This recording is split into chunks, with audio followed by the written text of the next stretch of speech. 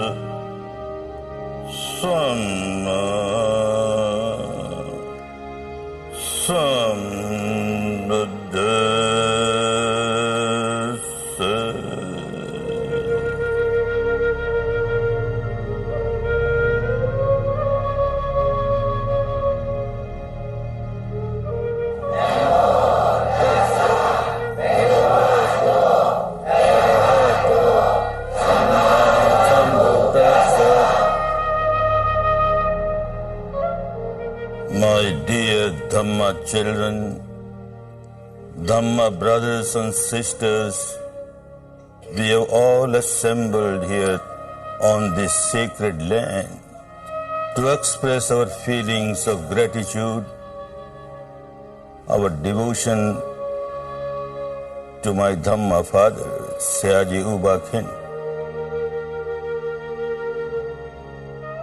I was so close to him, so I knew, I understood what a great Dhamma inspiration he had, that now the time has ripened, the clock of Vipassana struck, the Dhamma has to spread round the world. It will spread round the world.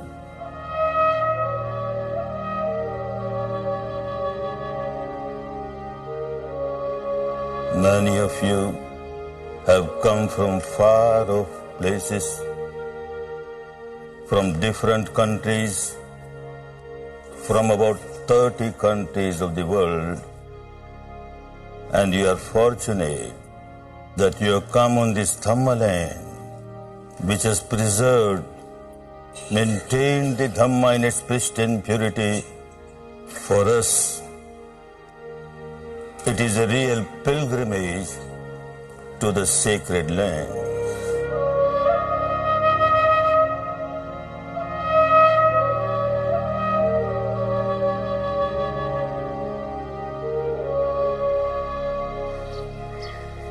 In January 2000, hundreds of Vipassana meditators from all over the world joined their teacher S.N. Goenka and his family on a journey to the Dhamma land of Myanmar. On this special occasion, marking the 100th anniversary of the birth of his teacher, Sayaji U Khin, Goenkaji wanted to show the people of Myanmar the great impact Sayaji's teaching has had in other countries. He also wanted Vipassana students to come and discover a land that has kept the torch of Dhamma bright through the millennia. The centenary celebrations started with a Vipassana seminar at Dhamma Jyoti, the center built by Goenkaji's students in central Yangon. First of all, we express our feelings of deep gratitude, deep devotion towards Gautama, the Samma Sambuddha. He had the liberation in his hand. It was there, and yet he sacrificed it. I am not interested in my own liberation alone.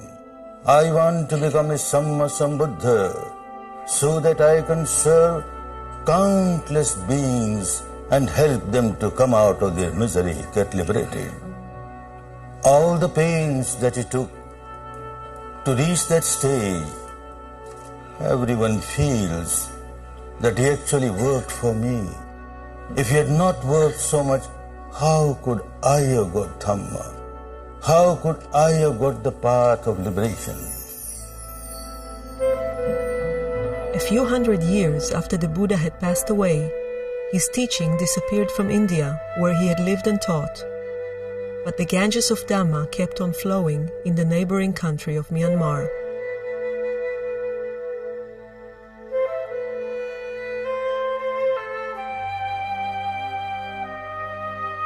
All these saintly people, the teachers, who maintained Dhamma in its pristine purity, from generation to generation, from teacher to pupil, we feel so grateful to them, and we express our feeling of devotion towards them. On behalf of all my students, I pay deep respect to the Sangha.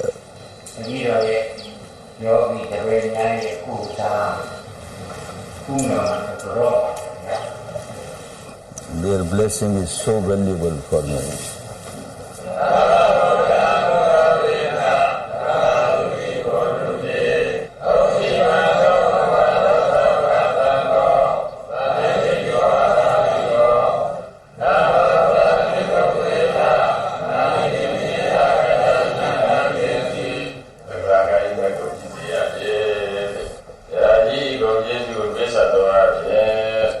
The Dhamma seminar began in Dhamma Jyoti with an offering of Sanghadana to 100 senior scholar monks. As is traditional in Myanmar, the monks were first offered a meal. After the lunch, each monk was respectfully offered a package containing Sangha requisites. This was a unique opportunity for meditators to earn merits, especially those who had come from overseas and have never had the chance to experience this custom.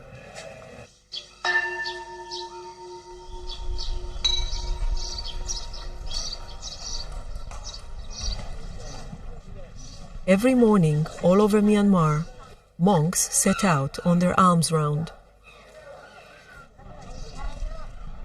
They go out for the welfare of householders. By giving dana to fulfill the monk's requirement of food, the householders gain merits.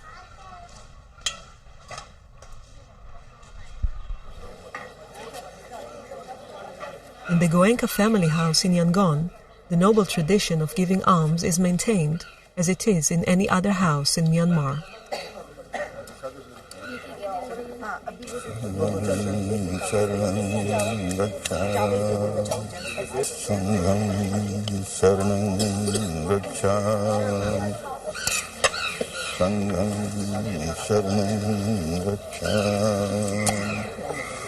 We are grateful to those two brothers, Tapasya and Bhallika, who were the first two lay persons to meet the Buddha and offer him honey and rice cakes.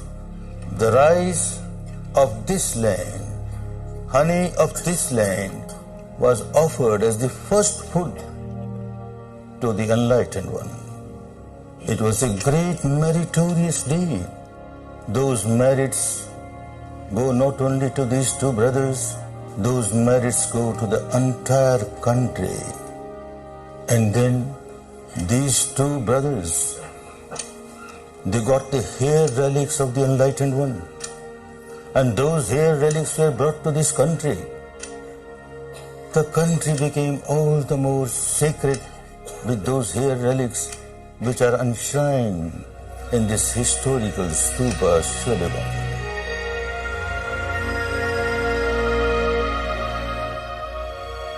The vibrations of this wonderful Shwedagon with the relics of the hair of the enlightened one is not only helping this country, but is helping the entire mankind. People come and pay respect here, they get benefit of these vibrations, and they keep on walking on the path of Dhamma to get liberated. Of course, those people who go there, pay respects by offering flowers, etc., they get all the merits because of their devotion. But those who go and meditate there, limitless merits, limitless benefits they get by it.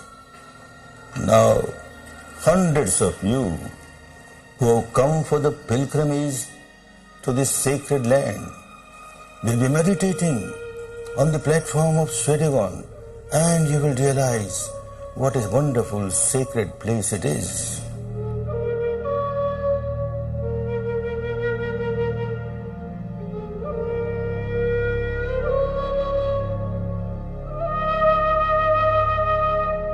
Early morning, a large number of Vipassana meditators gathered for a special group sitting held in the open at the Shwedagon Pagoda.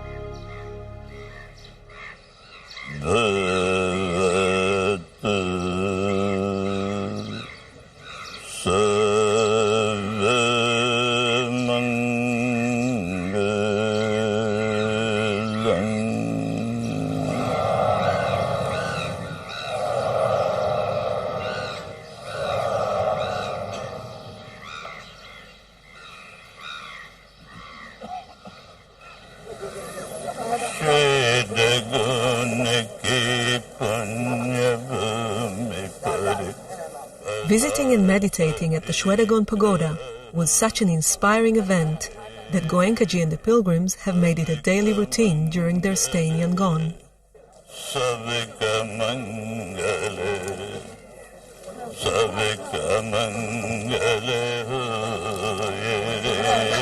On each visit, Goenkaji circled the Shwedagon Pagoda giving metta, accompanied by his wife, sons, family members, and hundreds of his students.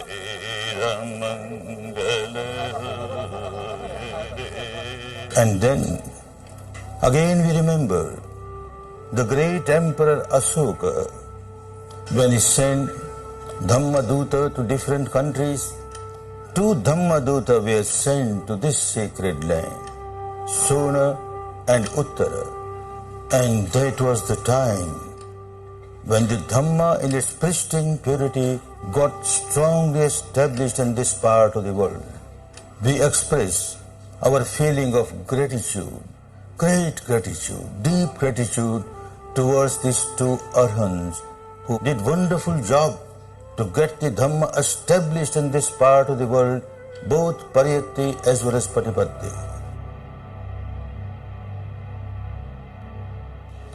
Remain alert, remain attentive from moment to moment,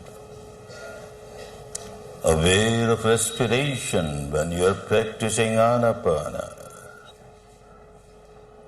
and aware of sensations when you are practicing Vipassana.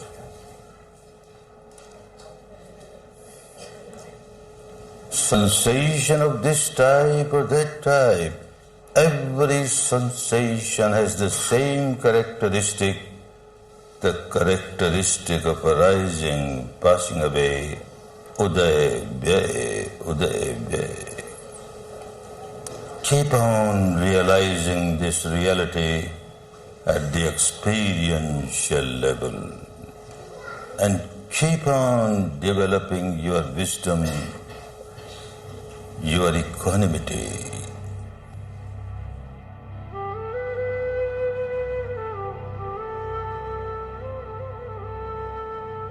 Caring for such a large number of meditators who came on this pilgrimage to Myanmar was not an easy task. At the Goenka household in Yangon, Goenkaji's sons, together with the son of Sayaji Uba Khin, were working almost around the clock, organizing the complex logistics of the tour up north.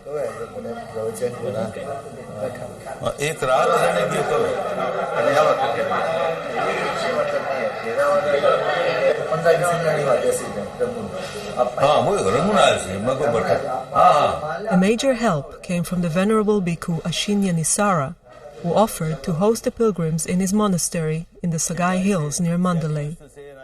From there, they would set out to visit the sacred places nearby. People, when they come from outside, they want to see things specially connected with Vipassana. So they would go to Lady Seattle place, and now, as you say, it has developed so much, they'll be very happy. 15 morning, all of meditators will come to Sagai. They're going to sit and together in the same one place. 1 hour sitting there, meditation, very good. They will get good vibration of Sagai.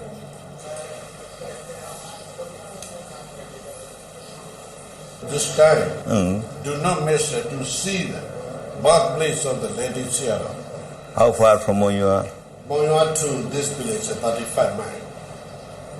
35 miles to birthplace, then you said 35 miles for his meditation place. Certainly, if it can be covered in one day, I go from Manly and cover those things and come back. Yeah. Manly, because a center has come up there, Bamos Yado's place, center has come. Yeah. So wherever a new center comes, it becomes my duty to stay there and generate vibration. Of course, the program is too hectic, I understand, but... Please welcome.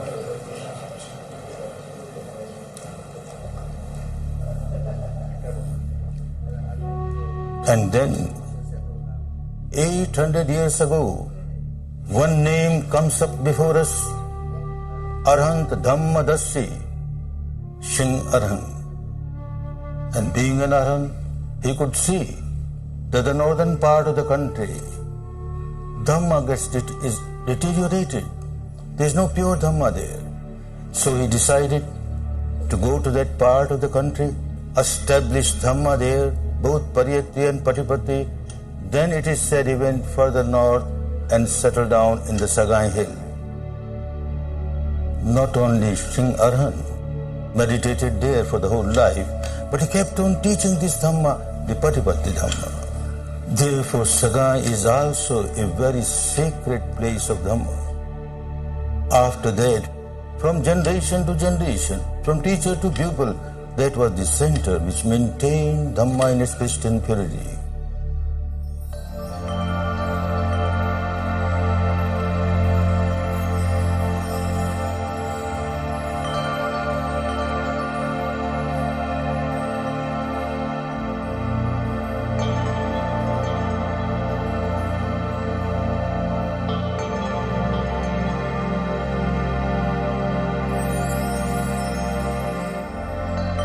The centenary seminar in Yangon was concluded, and the Dhamma tour had set out on its way up north.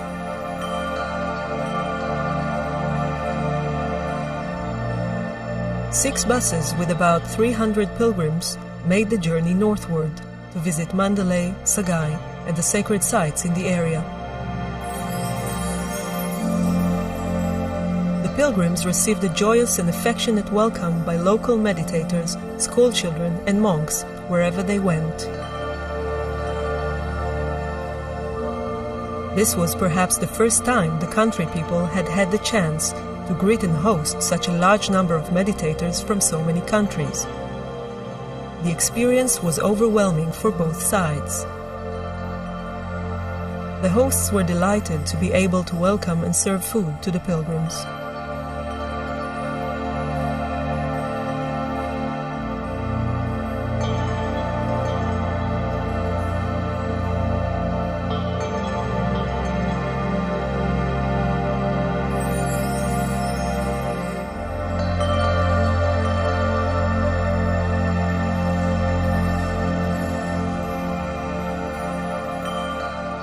The tour had reached Mandalay, the old capital of the country, where Goenkaji paid a visit to the local Vipassana center.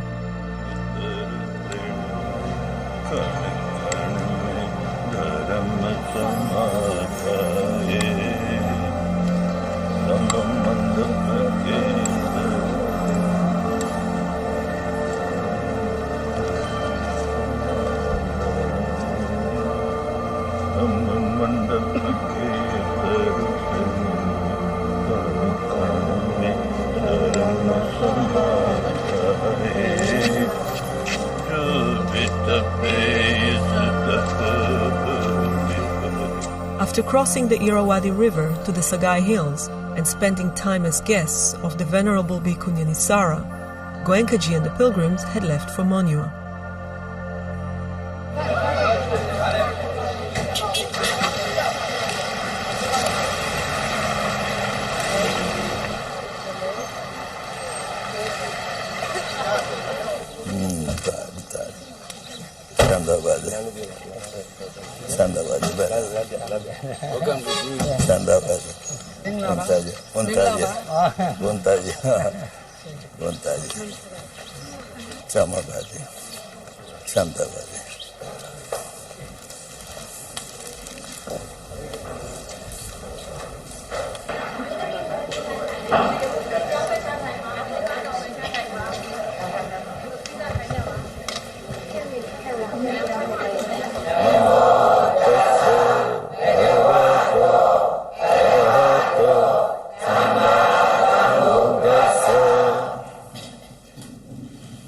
Dhamma brothers and sisters of this sacred city of Monywa, this place became all the more sacred when about 170 years ago a wonderful personality took birth here.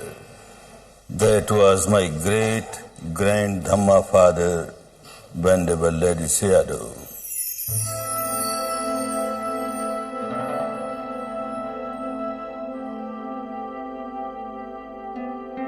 He was such a brilliant scholar of Pariyatti and at the same time a great saint of Patipatti. His writings have been giving great inspiration for generations to the people who are interested in Buddha's teaching. Not far from Monywa, the pilgrims crossed the Chinwan River in a fleet of boats. At the other bank, on the top of a hill, was one of the tour's most important sites, the meditation cave of Venerable Ledi Sayadaw. Every evening, after fulfilling his duties of teaching Pali to the bhikkhus at Monywa, the Sayadaw would cross the river and spend the night meditating in his cave.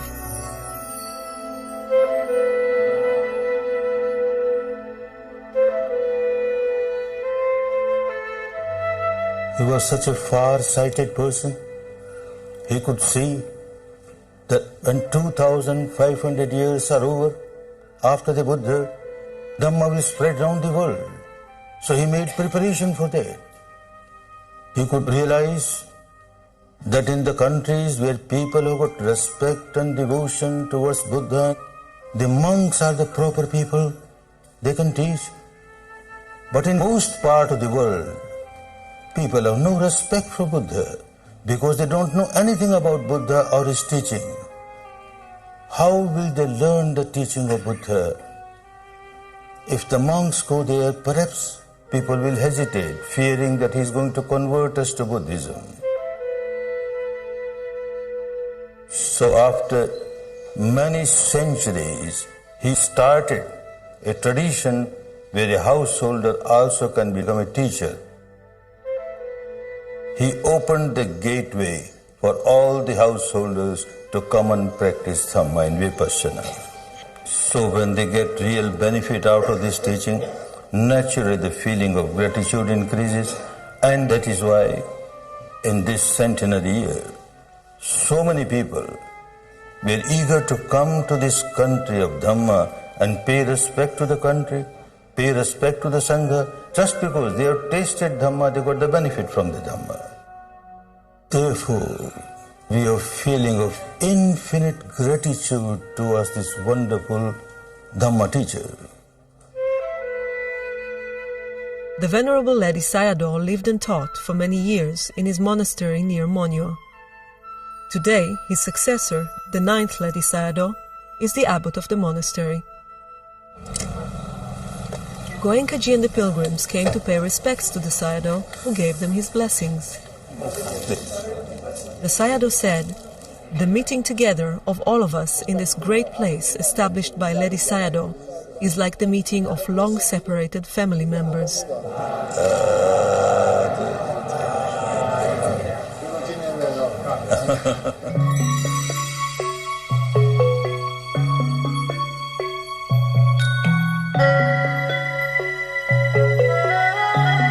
Covering hundreds of miles, Goenkaji and the pilgrims were trying to make best use of the limited time available. They stopped at famous pagodas, such as the stupa on the balancing rock at Chetio, and places of meditation where past teachers of Vipassana practiced the technique of liberation. In each place, Goenkaji met and paid respect to the local Sangha. A wholesome life, good for you. Public talks were organized for large audiences throughout the pilgrimage. This behavior pattern deep inside at the root level of the mind, it generates addiction.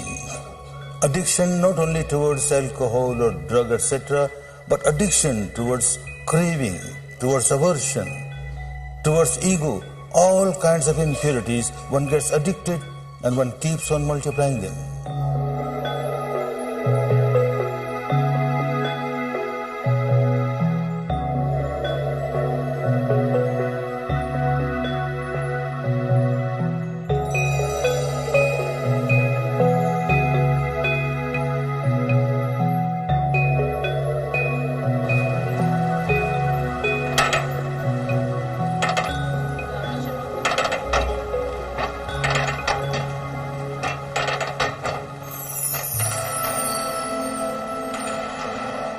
Misery is universal. Everyone is feeling miserable. The householders have more misery. Every householder cannot be expected to live the life of householder and become a monk or a nun. This is what Venerable Lady Sayadaw also saw. And the decision that is made was wonderful decision. It was a historical decision, and it was a very fruitful decision. He trained one wonderful lay teacher, Sayateji, to get developed in Dhamma and become a teacher of Vipassana. We remember him and pay our respect to him.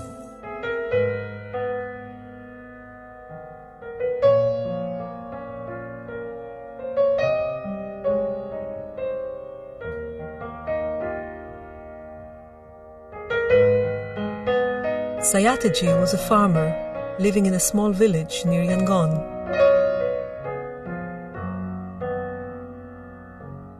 As a young family man, he had experienced profound personal tragedies, which led him to undertake a spiritual quest to find a way out of his suffering.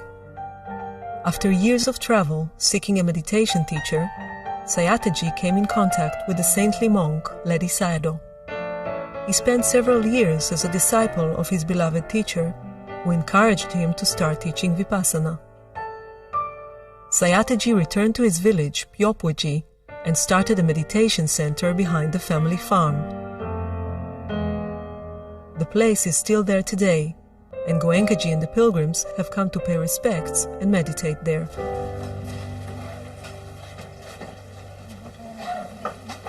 Lady Sayadaw's Dhamma vision is becoming true now. Dhamma is spreading. It would not have been possible if Sayataji was not a successful household teacher. My Dhamma father, Sayaji Uba Khin, personally brought me here to pay respect to this very fertile land which produces Dhamma. My grand Dhamma father, Sayataji, was also a cultivator, but he turned into a Dhamma cultivator. He started sowing seeds of Dhamma. Sayaji Uba Khin came here for 7 times to meditate.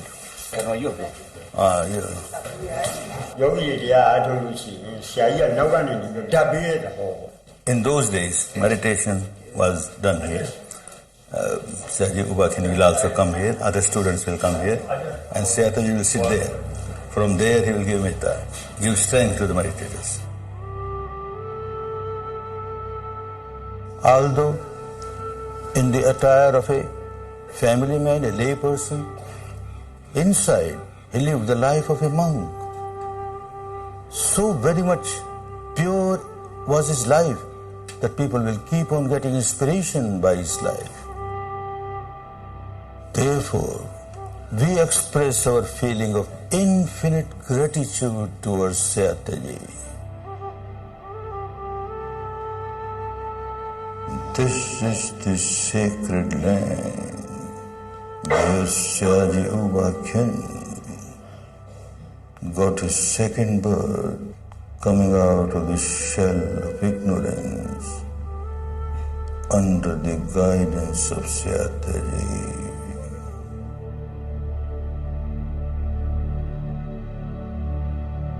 In 1937, U Ba Khin crossed the Yangon River on the way to Sayataji's village to take his first meditation course. From there onwards, there was no looking back. My Dhamma father, Sayadaji U Ba Khin, used to say that the time clock of Vipassana has struck. Now it must go to its country of origin, India, and from there it will spread. No one can stop that progress.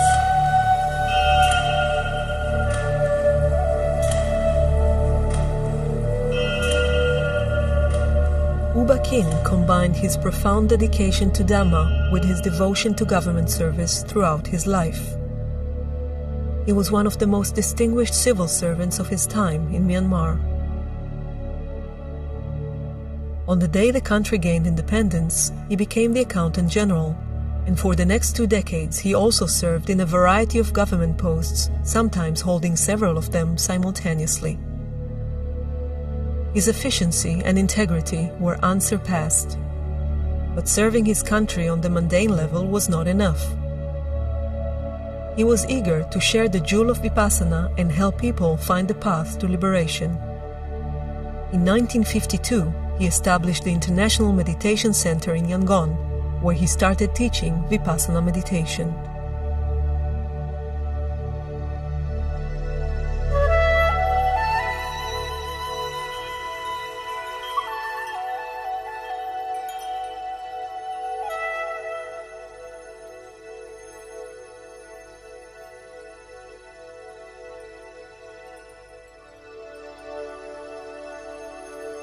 As a teacher, U Ba Khin insisted on strict discipline, but at the same time, he showed immeasurable love and compassion.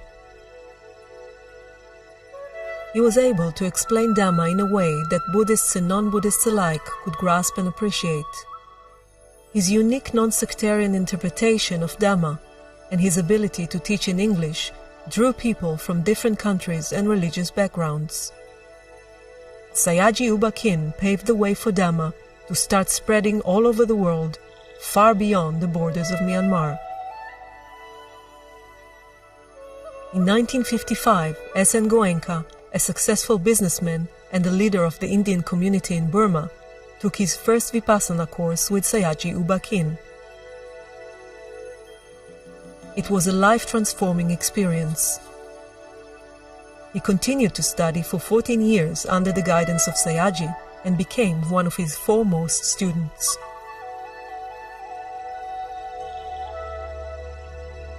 We remember this brilliant shining star in the galaxy of Dhamma, Sayadaji U Ba Khin, my Dhamma father.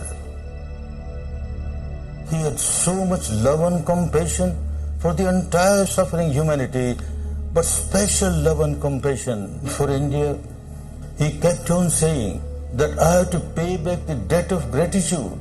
This wonderful, invaluable Dhamma came from India, and today India is bankrupt. They don't have Dhamma. He very much wanted to go himself to give Dhamma, but due to certain reasons he could not go.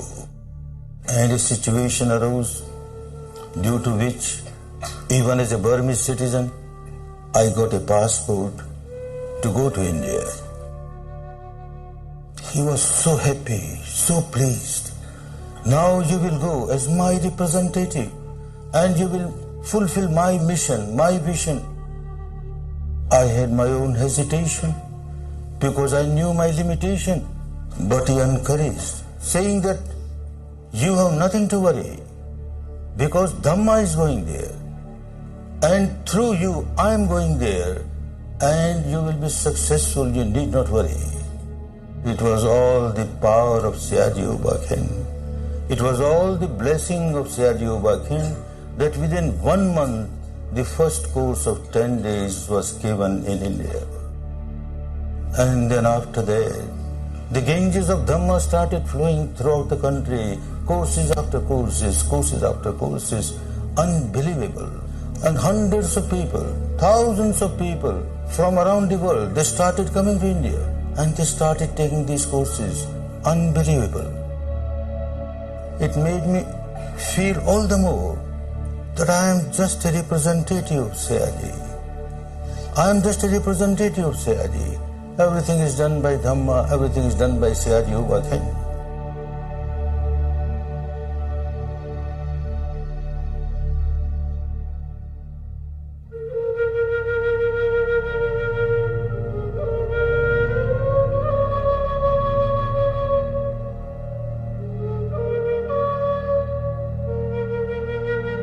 Therefore, on this day, when we are all assembled here to pay our homage to this great householder saint, Sayadaw U Ba Khin, our Dhamma Father, the only way to pay real respect to Sayadaw U Ba Khin is live the life of pure Dhamma. Be a good example of somebody living the life of pure Dhamma, and keep on serving people egolessly, always thinking that I am the representative of Sayadaw U Ba Khin. May the Dhamma vision, may the Dhamma mission of that great teacher Sayadaw U Ba Khin get fulfilled. May more and more people around the world get benefited by this wonderful Dhamma. May all come out of their suffering. May all be happy, be peaceful, be liberated.